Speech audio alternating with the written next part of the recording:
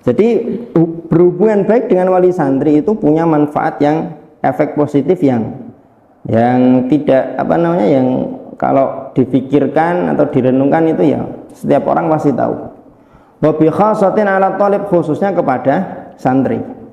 Ittatahaqqaqus silatu baina bi'atihi tarbawiyah, karena dengan hubungan baik seorang pengampu halaqah kepada wali santri maka terwujudlah ikatan hubungan di antara bi'atihi tarbawiyah ad-dakhiliyah, lingkungan pendidikan internal dia yaitu di rumah, wa baina bi'atihi at-tarbawiyah al-kharijiyah, dan lingkungan pendidikan eksternal dia di dalam halaqah atau di madrasah.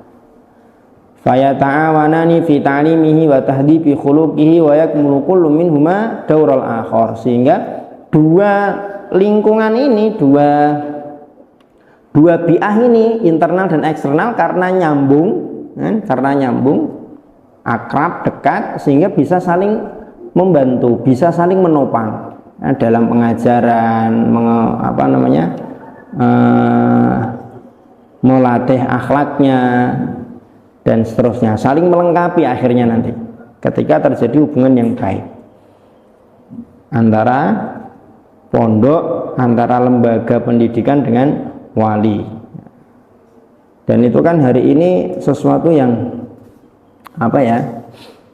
nadir, dikit sekali pondok perhatian terhadap hubungan dengan wali santri.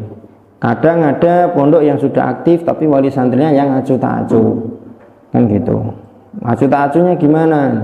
Masuk pondok nggak diantar, wisuda nggak datang, berkunjung yang nggak pernah, WA ustadznya yang nggak pernah sama sekali, kan gimana gitu.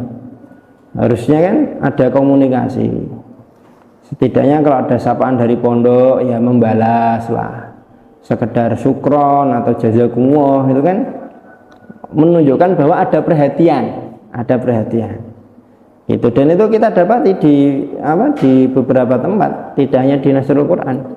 Nah, di Nasrul Quran juga yang kita amati seperti itu. Ada wali santri kita cek udah baca pesan kita di grup tapi nggak respon, diem aja. Padahal sebenarnya kan sekedar jazakumullah, syukron ustaz dan lain sebagainya itu udah.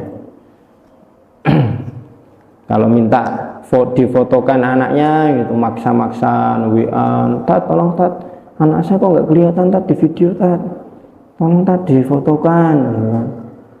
Tapi begitu ustadznya yang gantian ngirim apa, minta tolong apa gitu. Tidak seperti itu harusnya. Jadi harusnya itu hubungannya harmonis, itu harmonis. Dan memang kendalanya, diantara kendalanya karena jaraknya yang jauh, kan gitu. Tapi kan hari ini sebenarnya jarak yang jauh itu kan tidak kemudian jadi alasan yang kemudian menghilangkan sama sekali usaha untuk memiliki hubungan yang baik antara bi'ah dakhiliyah ini tadi dengan bi'ah kharijiyah. Berit. Oke. Talitan yang ketiga, wajibatul muallim tujahahu. Kewajiban guru terhadap wali murid. Wali santri itu memiliki sejumlah hak yang harus diperhatikan oleh guru. Haknya wali murid yang harus ditunaikan, diperhatikan oleh guru kan berarti kewajibannya guru terhadap wali. Di antaranya yang pertama at-taqdiru wal ihtiram, menghormati dan memuliakan, bukan karena apa-apa, illa lima waqara fi qalbi min hubbin wa ta'zimin lil Qur'anil Karim wa li halaqatihi. Bukan karena hartanya, bukan karena anak gadisnya, bukan karena ketokohannya, jabatannya, tapi semata-mata karena kita tahu dalam hatinya itu ada kecintaan dan pengagungan terhadap Al-Quran dan halaqah Al-Quran. Ini ada orang tua yang mau memasukkan anaknya ke lembaga tahfidz, apalagi lembaga tahfidz yang tidak ada ijazah resminya dari pemerintah yang bisa dipakai untuk melamar kerja dan lain sebagainya, itu kan berarti memang ada kesadaran, ada kecintaan terhadap Al-Quran. Maka berdasarkan itulah kita menghormati dan memuliakan wali santri. Jangan sampai nanti satu halaqah 10 ada satu anak yang orang tuanya itu rajin rutin tiap jenguk nitip buat ustadznya, mbuh kerupuk atau roti atau apa, tapi rutin mesti tiap jenguk titip buat ustadznya. Akhirnya kemudian dia lebih akrabnya justru malah sama wali santri yang itu, dan dia akrab dekatnya karena itu tadi, sapaan tiap bulan berupa kerupuk, roti dan lain sebagainya. Sedangkan dengan wali santri yang 9 yang lain malah tidak akrab, bahkan terkesan acuh, cuek. Nah, ini nggak benar yang seperti ini. Karena nanti akhirnya kemudian santri yang lain akan menganggap, wah ustadznya akrabnya malah sama yang suka nganu. Akhirnya nanti dia bilang sama orang tuanya, lebih tonang ngaku ngaisangi kue sesasi 300-400 rak di duit tok. Nah, nanti malah timbul permasalahan yang lain. Itu yang pertama. Yang kedua, al-ihtimamu wa tarhib halat tasjil awil hudur li ziyarah, memperhatikan dan menyambut dengan gembira, ya, tarhib, marhaban. Tarhib Ramadan itu kan dari kata rohaba, marhaban, memperhatikan, menyambut dengan gembira, dengan baik. Halat tasjil, ketika mendaftarkan anaknya. Antum daftar dewe, teko dewe, seleksi dewe, masuk pondok ya, masuk pondoknya diantar ya. Sebagian ada yang diantar, sebagian ada yang enggak. Awil hudur li ziarah, atau ketika hadir datang untuk berkunjung.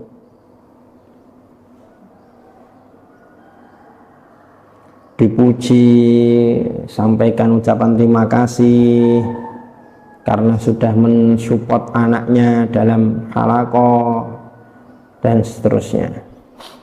Itu yang kedua, perhatian dan menyambut dengan baik, dengan bahagia. Yang ketiga, dawa mustilah bihi, selalu berkoneksi dengannya, berhubungan dengannya, menjaga hubungan dengan wali santri.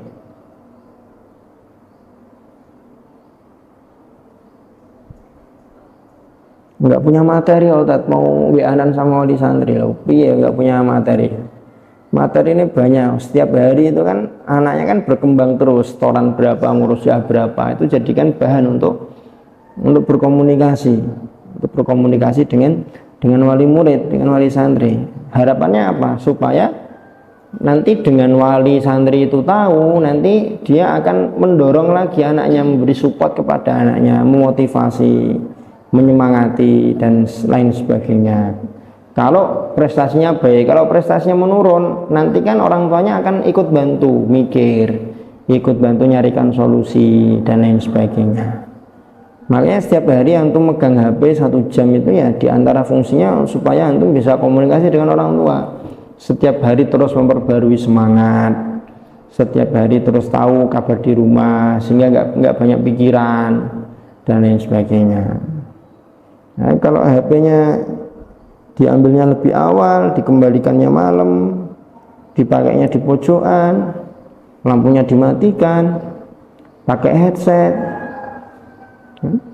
ngobrolnya sambil meluk bantal, ini ngopon. Yang keempat, adamu ihanati waladihi au iqabihi bihadratihi, tidak merendahkan atau menghukum anaknya ketika ada walinya. Kenapa? Karena ketika anak itu direndahkan, nanti orang tuanya juga akan merasa direndahkan. Sedangkan anak itu merupakan sesuatu yang dalam hati, dalam pikiran, dalam jiwa seorang ayah itu sesuatu yang paling dia banggakan ya anaknya. kan gitu. Anak yang dia bangga-banggakan kok ternyata malah direndahkan, dihukum di depan dia, kan gitu. Nah, ketika ada wali murid, ada wali santri datang, ya disemangati, dinaikkan lagi cita-citanya, semangatnya, kan, dan diberikan banyak perhatian mulahadhah yang lain. Mumpung ada wali santrinya, bukan malah mumpung ada wali santrinya kemudian dihukum gitu. Pengen menampakkan bahwa saya adalah seorang ustadz yang wibawa, walaupun ada orang tua saya tetap berani menghukum anaknya. Enggak gitu. Yang kelima, da'watuhu li huduri ma yuqamu min ihtifalat yukramu fihi ibnuhu, mengundang wali santri untuk hadir datang ke perayaan-perayaan, haflah-haflah di mana anaknya di situ dimuliakan, atau perlombaan-perlombaan yang dalam perlombaan itu anaknya ikut. Nah, itu orang tuanya dikabari, diundang, kan itu. Karena orang tua itu senang kalau melihat bagaimana hasil kesungguhan anaknya, yang otomatis juga hasil dari jeripayah, usaha, kerja keras orang tuanya. Kenapa lagi, Lek? Bilang lagi caranya. Wa ayyarahu mubruzan baina aqranihi fayusyarikul farhah wa yuqasimu surur. Seneng orang tua itu melihat anaknya tampil, kan gitu, sehingga ikut bahagia, ikut bangga dengan anaknya, kan gitu. Itu juga akan mendongkrak moralitas, semangat si murid, si santri ketika ada orang tuanya datang. Meskipun sebagian kecil anak ada yang justru malah ketika orang tuanya datang malah grogi dia, malah kan ada yang sebagian, ada yang seperti itu. Kalau ada yang seperti itu bisa jadi mungkin hubungan dia dengan orang tua dulu di rumah kurang baik, mungkin. Karena biasanya kalau orang tua itu akrab sama anak, orang tua datang ya malah seneng, malah semangat, terdongkrak. Yang keenam, kewajiban seorang mu'alim kepada wali muridnya, wali santrinya. Tanbihuhu ila atharil bait fit tarbiyah. Memberikan peringatan atau mengingatkan wali terhadap efek rumah dalam pendidikan. Efek rumah terhadap pendidikan. Harus ada kesepakatan, saling melengkapi antara rumah dengan halakoh, kaitannya dengan pengarahan, kan gitu, penanaman nilai, kan seperti itu. Jangan sampai nanti di pondok diajari nggak boleh ngerokok. Merokok itu selain daripada kalau belum punya income yang tetap, nanti timbul banyak sekali efek negatif. Selain daripada itu nanti kalau sudah candu dan lain sebagainya kan gitu. Diajarkan seperti itu di pondok. Sampai rumah bapaknya, ya kan? Yuk, malah dikasih, diajak bareng, kan repot. Kan gitu.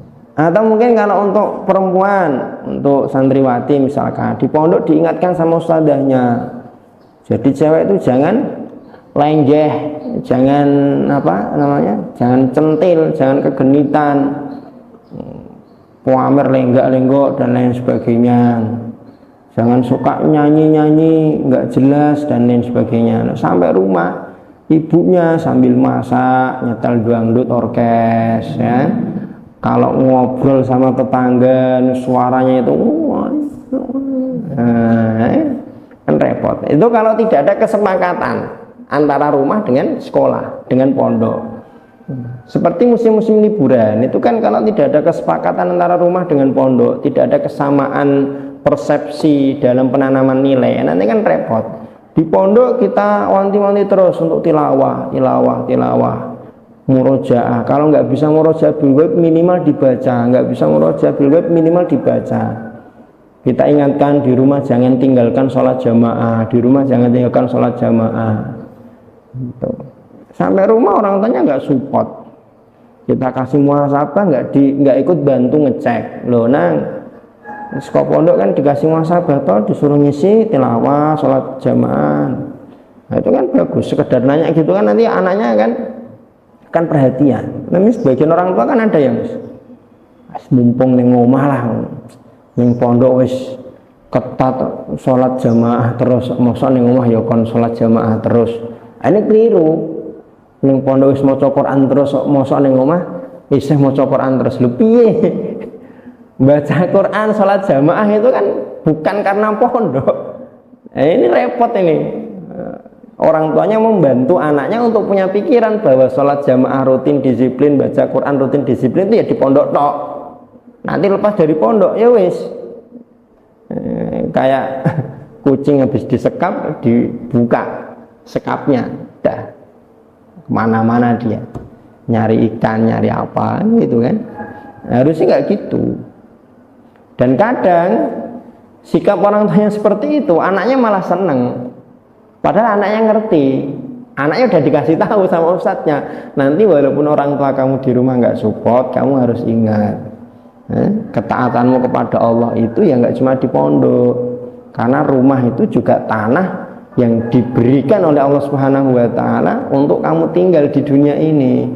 Udah diingatkan gitu sama ustadznya. Tapi karena orang tuanya gitulah dia malah kesempatan, asik. Ini repot. Maka harus ada kesepakatan tadi itu.